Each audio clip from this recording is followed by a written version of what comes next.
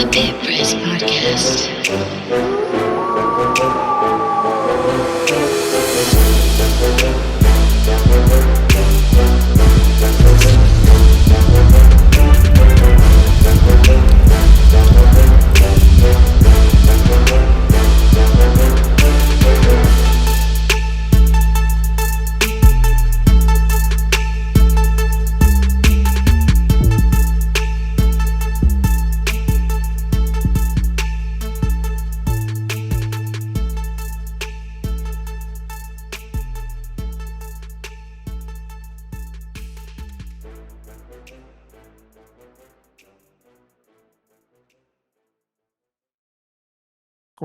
Scoring 1,051 points in his 4 seasons. Playing down in Las Cruces, New Mexico, he was also twice named the team's Defensive Player of the Year for the Aggies. He spent time under head coach Paul Ware as an assistant head coach with the UNM men's basketball team starting in 2017. So this guy's a Lobo and an Aggie, and I'm sure that's not anything hidden. He went on to play professionally in both the United States and overseas. He finished his career in Lebanon.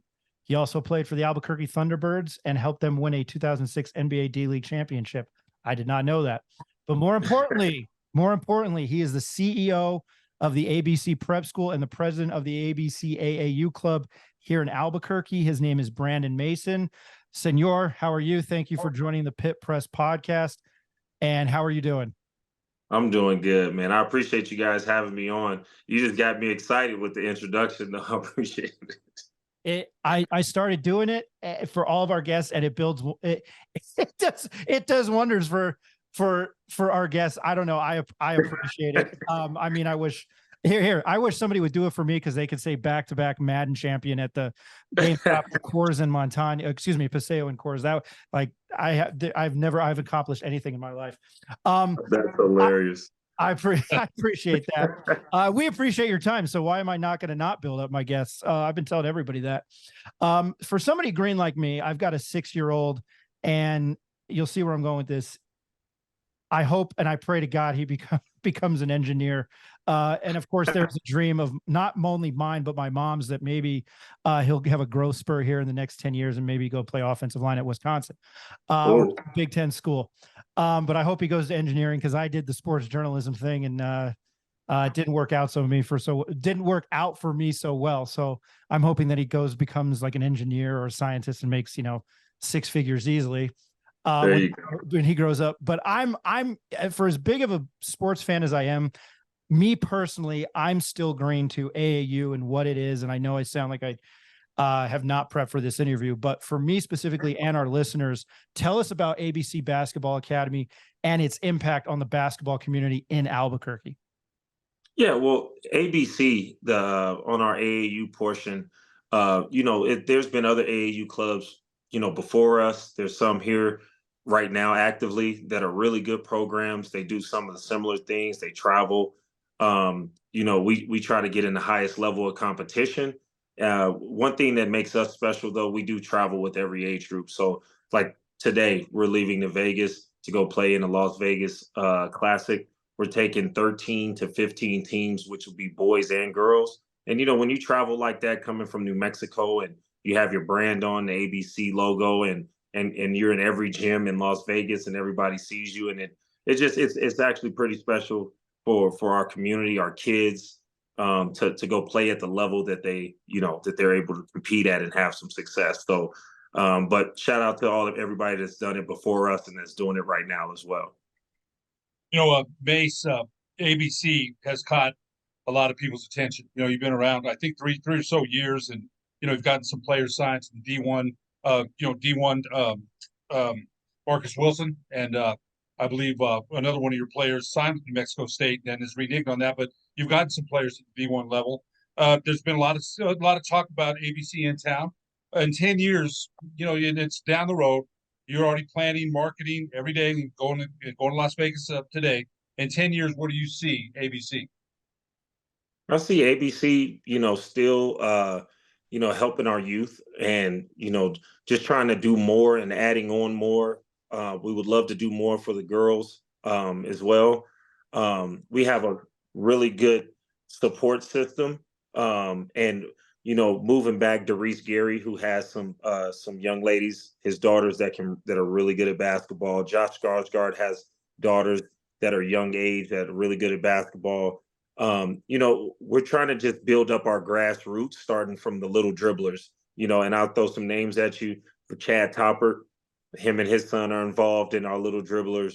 Emmanuel Negadu, him and his son are involved. Chris Perez, Darren Prentice, Philip McDonald. The grassroots, starting with little dribblers from K through second onto our AAU program. We want to build from the ground up and develop and have that family atmosphere. And the younger we can start to develop, and those young kids can see the older kids, the Marcus Wilsons, Dylan Chavez, now the Jalen Hollins, and they're in the same gym an hour before, and they get to see those kids and see them on social media and see what New Mexico-born kids are able to do. It gives them something to push towards. And everybody's not going Division I, we know that, but it also shows that they can achieve it and that they can, give their all and try for the same. It's you're reaching. You mentioned former Lobos, all the ones you mentioned. A lot of people might forget Emmanuel Negadu. He couldn't play after a season because there's a medical condition there. But all the other Lobos, and you're reaching a lot of different places there. You mentioned having all the same gym. That's great marketing. Former Santa Fe star J.B. White was shot tragically in 2020. Was going to play for the Lobos. Can you talk about what the J.B. White Foundation is? So Jude Voss, who's raised JB White, very instrumental when I was recruiting JB to the University of New Mexico. She's also been instrumental in my life when I went through my mishap. She was there for me as well. And their family, my family, we all have a huge connection. And whatever I do going forward will definitely be in memory of JB, but also involving the JB White Foundation. She's giving scholarships to kids, multiple kids, $1,000, $2,000 here, doing tournaments for adults, kids. She's doing a lot of giving back to the community and trying to uplift other, high school kids or whatever that's trying to, go to college. And she's giving funds and using her, her network to just help not just her community in Santa Fe, but all of New Mexico. She's done an incredible job. She really has. Mason, the first year that the Panamaniacs and Team Enchantment combined forces, they're sworn enemies, man. The Aggies and Lobos back in the day. You're one of the. I told you, guard Jimmy Taylor, one of the few to transfer from New Mexico State to New Mexico. You have ties to both programs, and I always ask everybody, "Where's Mace at, man?" And you're straddling that political line, Mace. You got to do it. You do a dang good job of it. How did you think it worked out this year? Well, combining teams. How did you think it worked out? It was for me, it was scary good because it puts me in limbo just because I was able to see how good those guys could come together. I think they even built bonds between them of them communicating now, not even in a group chat, but phone calls here or there, text messages. I think it just opened their eyes to just, it's not about, sorry, my phone is blowing up. To just open their eyes that it's not even about the rivalry. It's more about, us coming together in New Mexico as a whole and just trying to, uplift the entire community. Like, hey, this is what we're about. The training camp for 5 days together and then going on the road and staying in the hotel together, them going out there and battle and being down early and coming back and fighting for the win. And, I'm sure you guys are going to hear from Scott Bamforth, today as well. And he was a fantastic leader for us, and he didn't play at neither university. So, him pulling everybody together and seeing how he works as a professional, seeing how he communicated with coaches and players and his kids, that all helped the whole thing pull together. And, having Kenny Thomas, having Craig Snow, Mike Nanez, who's a former Aggie as well, Doris Gary, it was just a lot of togetherness on that entire trip. So I think it was definitely well needed and much needed. And I'm just worried about next year and what that entails for the TBT pro. Of course, you got a lot of things to think about before then, but I think you're right. You did a great job with that. TBT has been popular here in Albuquerque, very popular. Is there any reason to believe it won't return here next year? I definitely, I don't want to go on record saying it's coming back, but I have a really good hunch that, if there's an agreement between the TBT and the University of New Mexico, that it'll happen. The only thing that we need is the fan support from all sides to come fill the pit up and come be loud and proud and show them why this state is a basketball state and show them that we do have support, for the Lobos, for our New Mexico kids, and whatever that is. Hopefully, you guys will be front row. I was front row last year. I loved it, even though again, this is not a knock. I don't know. I guess I was going to say something else, but we're a PC podcast here, or a PG rated podcast. Okay, we're the Barbie to the Oppenheimer. I guess I'm just hot all the time, but I thought it was so cool it was here. I'm going off track. I'm going off question here. Van Tate once told me that he heard somebody pronounce it Lubbock. So I was just curious if anybody. No way. Did anybody there ask you? Did anybody say that it was Lubbock and not Lubbock? Did you hear that at all? I didn't hear that one time. We went to a few restaurants that were local. I never heard that one time. Yeah, I'm just curious. Every time I see Lubbock, I'm like, oh, Lubbock. Lubbock. Yeah. You're gonna make me repeat that from now on. What? No, my bad. I changed the name. I changed the name to everything. It's like I don't call him Dwayne Wade. It's Dwanye Wade, and then Breon Erlasher. Now you know how I know Mike Mott is. Anyway, I like that. I was about to say I played against Dwayne Wade in high school, and I definitely wouldn't have called him that. Oh, that's right. The Chicago ties. Yeah. What was he? Okay, you struck my interest. What was he like playing against in high school? Was the hype real? Yeah, well, we played against each other in a Christmas tournament for the championship at Lincoln Way. He definitely wasn't like Flash or anything like that, but he was a monster. I mean, he was just relentless, driving to the basket, offensive rebound, finish, and just bully you. And I was definitely a 6'4" skinny kid that could shoot threes. And, I finished with 27. He had 35, and they won the championship. But, I'll never forget it. But at that time, he was a bully, and he just played hard, and he can get to the bucket. I actually like him, but you're speaking to a New York Knicks fan who, as a kid, had a Dutch orange and blue shirt that said "Beat the Heat." So that's, who I was going for in the finals this last year, last month. Anyway, Scott Bamforth is not a secret in the TBT anymore. No. What does the Enchantment have to do next year to advance further in the tournament with players like him?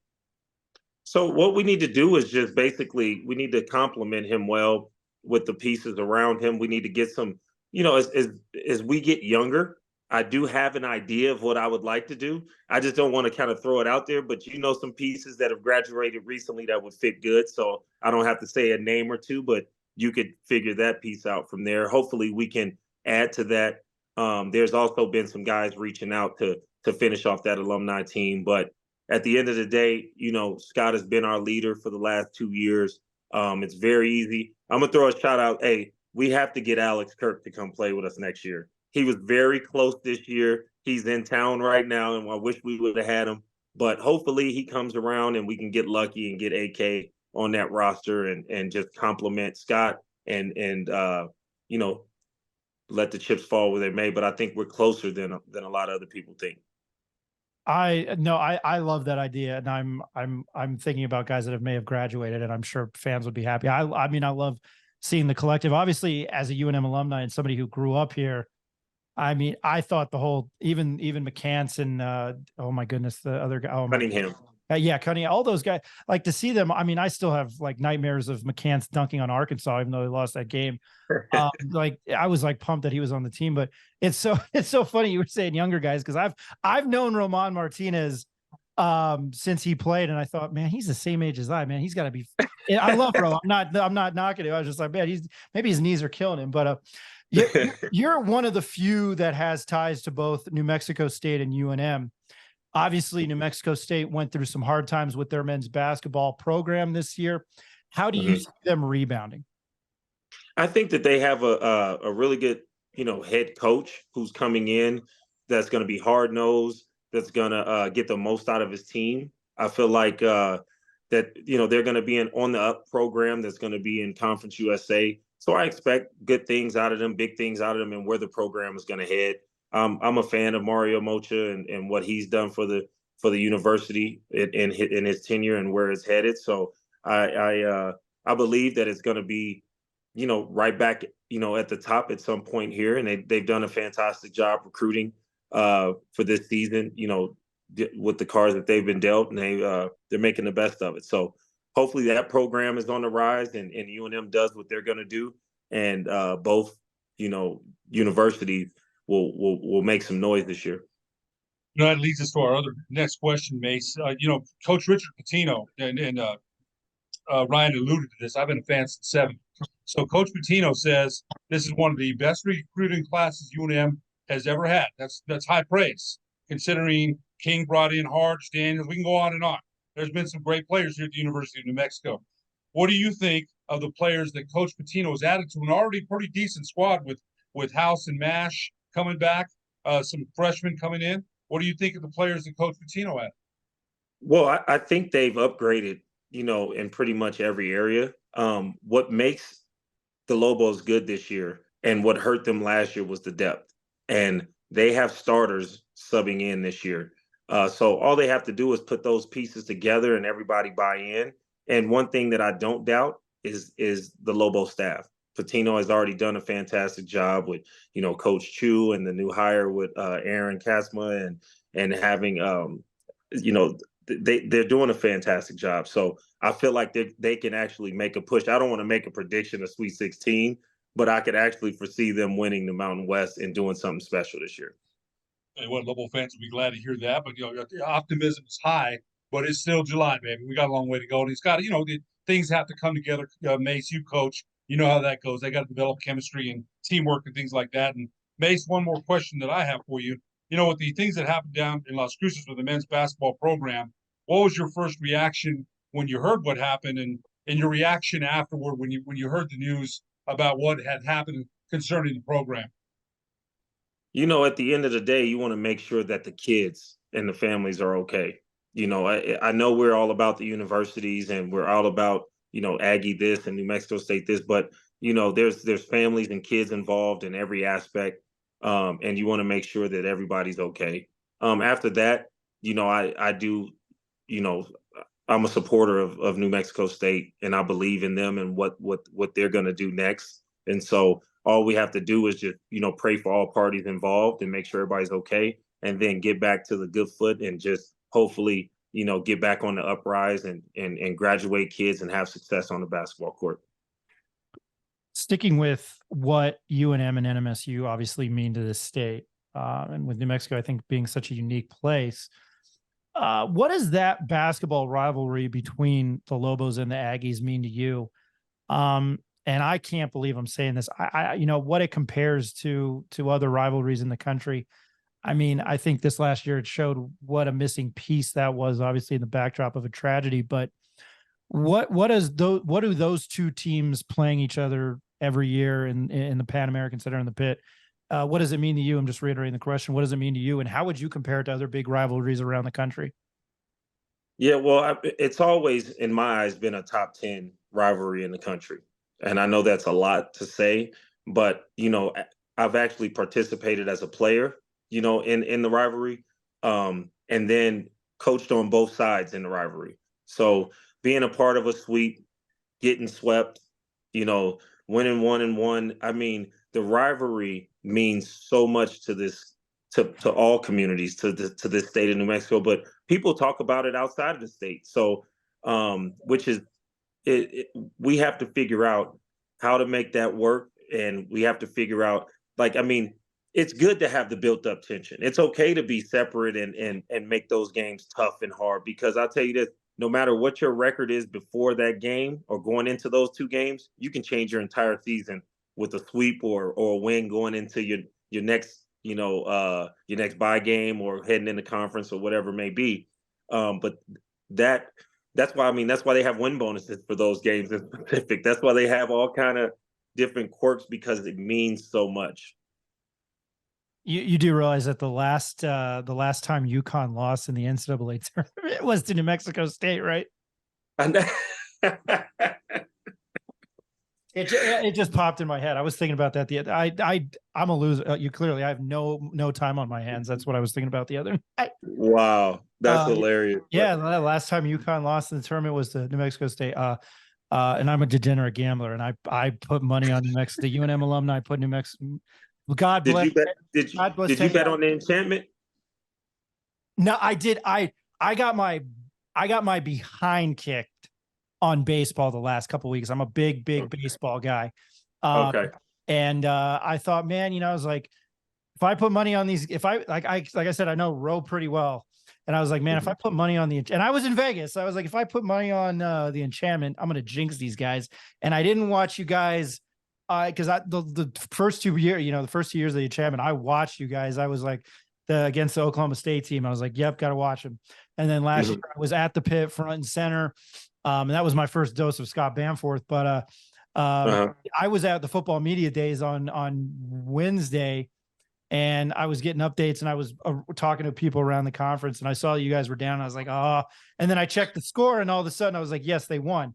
And then I didn't watch on Friday because I was delayed in Vegas and I was in the air and I landed and I found out you guys just completely kicked their ass. And then I was like front and center Sunday morning. And I was like, God, I'm going to jinx these guys. But I would just like to say from a fan, and Ed knows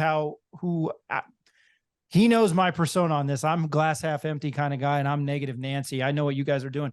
I can just say that I was pumped, and I'm not blowing smoke up. I texted Roe this, and this sounds terrible, but because I sound like Patrice O'Neal in Chappelle Show when he was at the player ball and he yells, man, you corny. I told Roe, you guys had absolutely nothing to hang your hat on.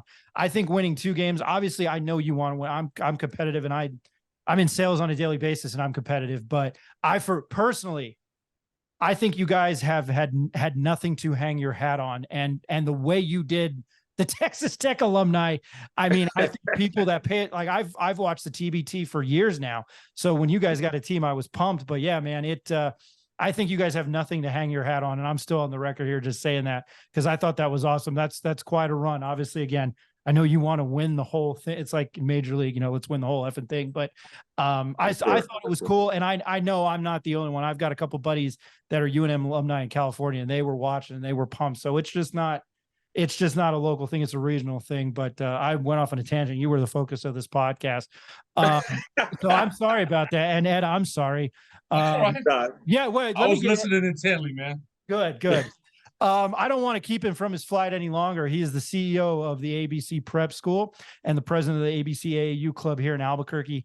His name is Brandon Mason. This was supposed to be his episode or his portion of the podcast, and I wouldn't shut up. Hey, we appreciate you, Brandon. Thank you very much. Thanks for having me on, guys. Enjoyed it. Hey, thanks, man. Thanks, brother. Appreciate it. Thank you. All right. See you guys. 3 games in 3 games in 5 or 6 days. It's tough. So that third game, and the gym's kind of dead. There's not really that many people in there. I think that's where we kind of missed the pit and the energy that if we would have had that championship game in the pit, I think the game would have been different, So, but, I think that Texas Tech was definitely a great place to play, especially in that second game when we played there against Texas Tech. And, just having that just kind of away, everyone's against you feeling that, that's what I love to play basketball for, those moments. So hopefully next year we can kind of make it happen and bring it back to the pit. And I think there'll be more people, more people will show up because, we brought light to what we're doing and trying to achieve, and it's tough. We obviously, I was listening to you guys' interview a little bit with B. Mason earlier, and it's tough to win. Like, of course, our goal is to win the whole thing, but it's just not you don't see a team just put together in 1 or 2 years win. These teams that are winning the TBT have been playing for 4 or 5 years together. It's really tough. So I think we're doing the right things by taking the next step. Every year we've kind of got one level farther. So hopefully next year, if we're able to bring it back to the pit and we're able to get that home crowd, we can take another step forward. There's a lot of guys that we talk about on Team Enchantment: Darrington Hobson, Roman Martinez, Jamal Fenton, Johnny McCants, yourself. But one of your best friends, and he's a good friend of mine, basketball veteran Lamar Marinia, was on the Enchantment. And you've been through a lot together. You guys have been friends for a long time. And I want to give Lamar all due respect. The guy is a basketball junkie, hates to lose. I've watched him for a long time. What's it been like having him as a teammate? Man, it was amazing. I remember last year, it didn't, when he played for the Panamaniacs, it didn't feel right looking at seeing him over there on the other side of the bench. It just didn't feel right. Like it's crazy. I used to tell people like that game last year, when we played New Met, when it was Enchantment versus Panamaniacs, that was the first game I've ever played against him in my life. Anything. We used to, since I was 15 years old, we would meet up and play pickup at the gym, and we would be on the same team. Anything we've ever done, we've been on the same team for the last 15 years. And then last year was the first time I had to play against him, and just didn't feel right, And I was just telling him, like, man, come play. You're on my team. Like, you're on us. Like, we're together. Like, so let's figure it out this next year. And obviously this year he was able to come on our team and have a good impact in those first two games. He had a really good impact on us, and he brought us some stability and some leadership, and he was able to help us get those 2 wins. So it's been amazing. I mean, everybody knows about our friendship and what he's done for me, and hopefully just going forward, I'll never have to be across sides from him again, because I don't like that feeling. Yeah, that is a great experience. Scott, it's well known you played overseas for 10 years, and you played in any professional league overseas. It's great. It's a great league. You've been in several different teams. What has the overall experience been like? My overall experience in Europe. Playing Okay. overseas. Yeah, no, it's been amazing. I've been able to travel the world. I think about, earlier in my career, I remember I would just, like my first 4 or 5 years in Spain, I would literally just go to practice and go home. I was so focused on just, I got to be perfect. I got to make this work. I got to be the best I can be. Like, so I wasn't really exploring the cities. I wasn't really knowing where I was at, like I'm just like, before I even went to Europe, like I wasn't traveling a lot when I was younger and stuff. I would just be in Albuquerque. So I didn't know nothing about the world, But then now, as I've gotten older, these last 4, 5, 6 years, every city I go to, I kind of explore, and I'm like, oh, I'm here. And so just having that to be able to travel the world, like I've literally been to probably every country in Europe, and just every beach in Europe now, and just be able to bring my kids along and show them the world, like that it's bigger than just one state, or like some people don't even travel outside the states, and I've been able to travel, take my kids to 20 countries, just be everywhere. So that, for me, that's what keeps me going, be able to show my kids the world and give them experiences that they'll remember forever. That's unbelievable, right? There is life outside of the United States, and I'm glad you've been able to enjoy that, and especially your kids to see Europe, other countries. Scott, you were a teammate of Damian Lillard's at Weber State. Could you have ever predicted he would have been this big of a star in the NBA? Are you still in contact with him? And what advice has he given you, if you still are in contact? Yeah, that's my man. We text. I'm actually going to do a camp with him here in the next 2 weeks, or in like the middle of August here in Arizona. So yeah, I mean, coming out of college, I feel like you can never predict someone's going to be that good of a superstar, like that big of a player. But for me, you seen what he did on a daily basis, that I remember always thinking like there's no way he doesn't succeed. There's no way he doesn't become great, because of the work and the dedication he has every single day, And so when you're able to watch someone behind the scenes and what they actually do, it's like, I just remember feeling like during that time, like when he was first getting like drafted and having his first few years, I just remember saying like, there's no way that he doesn't become successful or one of the best, because of his work ethic and his mindset and his confidence and the kind of person he is to the people around him and his teammates. And so to see him have that success I can't say it's not surprising, because you can never predict someone to be a super duper star, like that's not predictable, but to see him have the success that he has, it's amazing, And like for me, I've always said like he's been the bar for me. He's always set the level of what I want to be, but maybe I'll never attain that. But I'm able to see how he worked every day. I'm able to take those lessons and then be that to my kids and our ABC kids and all that, and so and show those experiences that I've had, that I've learned from him. So I've always said this. I've owed him a great deal of respect from what I'm saying is I owe him a lot from being able to learn from him and work out with him day after day and year after year. So I owe him a lot for that. So I appreciate him for. Last year you had mentioned, playing for the TBT, that you felt like you'd went to New Mexico, you'd played there. And again, I bring that up again. You brought up the wolf sign. Do you pay close attention to what's going on basketball wise with UNM as a basketball team? Have you kept up with the recruiting? And if you have, do you have an out? Were you impressed with what Coach Richard Pitino has done with this recruiting class? And maybe do you have any expectations going into this basketball season? Yeah, I'm not able to watch, every single game of college and Lobos or something when I'm overseas, but, I know House, me and him work out with the same guy in Arizona. So we know each other, we talk to each other. So I know him. And so I keep in contact with him and just see how he's doing, how is the season going and stuff like that. But what I've heard is they've had a great recruiting for this next year. So I'm definitely excited for that. I'm definitely excited for House to be able to, because that kid, he works and he loves basketball. From what I've known and what I know him is he works, he loves basketball. I've been able to come up there and watch their practice, and he just competes at a high level and he wants to win. And so I hope that whatever they brought in or bringing in that complements him, and he's able to be the best version of himself. Because I think he's a good kid. He got a good head on his shoulders. Obviously, he comes from a great family.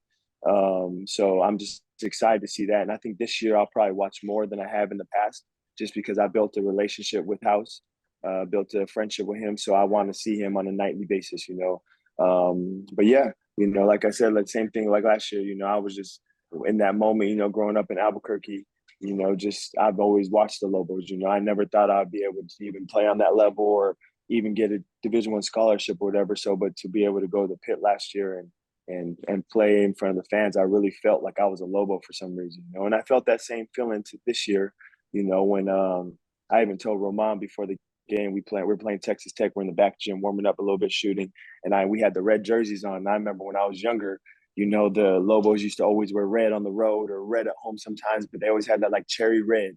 And I just felt like I went up to him and I'm like, man, I like putting on this jersey. I really feel like I'm a Lobo. Like I remember watching these when I was 12 years old, 10 years old, like Kenny Thomas and like all these players that like they would be on away games and Royce Olney, and they would have this red jersey on.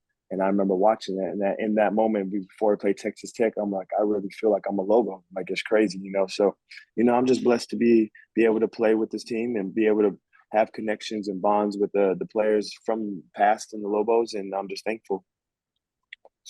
What was it like playing with some of these guys, and were they maybe better than you expected or not as good as you expected? Yeah, I didn't know, because we pretty much this whole year, this season, this team is we had a lot of new players, that we didn't play last year. So, I didn't really have any crazy expectations. I didn't know what to expect, but once we got out to Lubbock, we started hanging out with each other, and it was like, this is a good feeling. Like there's some things that you can try to put together that just don't work, but I feel like what B Mason did, putting this together, and the right guys, and we just kind of bonded. We kind of bonded really quick, and it wasn't forced. It was just really natural, and like guys like my relationship with McCants and Christian Cunningham, and just it's everybody on the team had a great impact in our bonding and our friendships. Like I know they'll last forever. This is stuff that you look back on like, man, I met him here and I still talk to him 10 years later. So I think that it was just a good time. It was a good mesh of guys, and hopefully we can just continue to build on that. He is a product of Del Norte High School. Played his high school, played his college, didn't go to high school twice, played his high school basketball at Del Norte High School, played at Weber State University, where he holds tons of records. He just helped the TBT helped the Enchantment win 2 games in the TBT. He is an Albuquerque native. His name is Scott Bamforth. Hey man, thank you very much for joining the Pit Press podcast.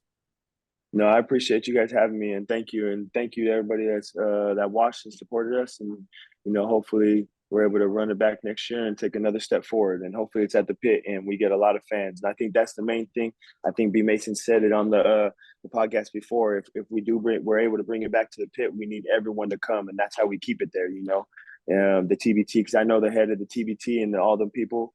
And the main thing they're looking for is just the support and the amount of people that come out and support. So if we bring it back to the pit, we really need everyone to show up, and then we'll be able to keep it there. So Thank you very much, man. I appreciate that. Thanks, I Scott. appreciate it. Yeah. Appreciate it, man. All right. Thank you, man. Good to talk We to you. appreciate it. Yep. Thank All you. right. Have a good one. You too, man.